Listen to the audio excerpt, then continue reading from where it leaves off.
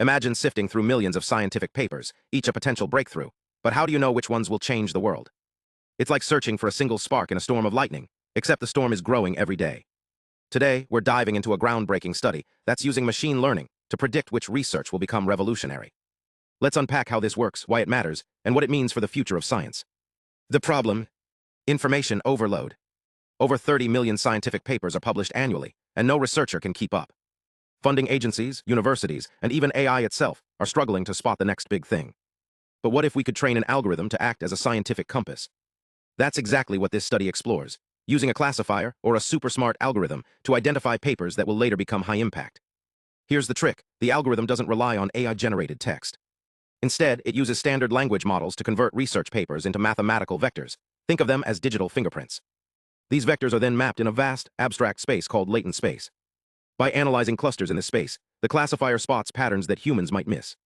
It's like finding hidden constellations in a sea of stars. The results: in computer science and physics, the model outperformed traditional methods by a staggering margin. For example, it predicted high citation papers with twice the accuracy of a baseline model. In medicine, the sheer volume of data made predictions even more precise. But here's the catch: the algorithm's success hinges on a key parameter called letter 3F5, or the radius of its search. Smaller letter 3F5 values mean the model focuses on super-specific, high-quality predictions, like narrowing a spotlight to a single point. Still, it's not flawless. In mathematics, the model struggled. Why? The field's abstract nature and reliance on incremental progress might not fit the same patterns as physics or computer science. It's a reminder that science isn't one-size-fits-all. Each discipline has its own rhythm. This isn't just about fancy math. Imagine funding agencies using this tool to prioritize research that could tackle climate change or cure diseases. The stakes are huge. But how do we measure success? The researchers track two metrics: true positive rate (TPR) and false positive rate (FPR). TPR is how often the algorithm correctly identifies a groundbreaking paper, while FPR is how often it mistakenly flags a routine one. Here's where it gets fascinating. In PubMed, a massive medical database, TPR and FPR were 10 times smaller than an archive, a physics archive. Why?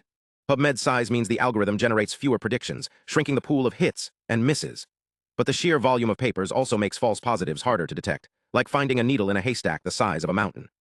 The team isn't just measuring accuracy, they're thinking about practical consequences. A false positive could waste millions in funding. But with a super-specific model, those risks shrink. It's like having a GPS that points you directly to the most promising discoveries, not a map full of dead ends.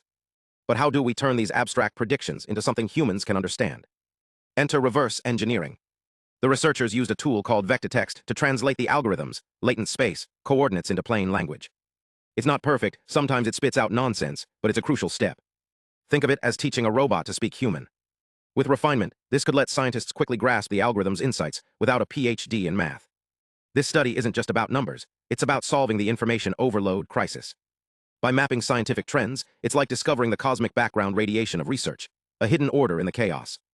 The question is just, can we predict breakthroughs, but should we? What if an algorithm could guide us to the next Einstein or Curie? What do you think? Would you trust an algorithm to shape the future of science? Let's discuss in the comments, because the next big discovery might be hiding in the data, waiting to be found.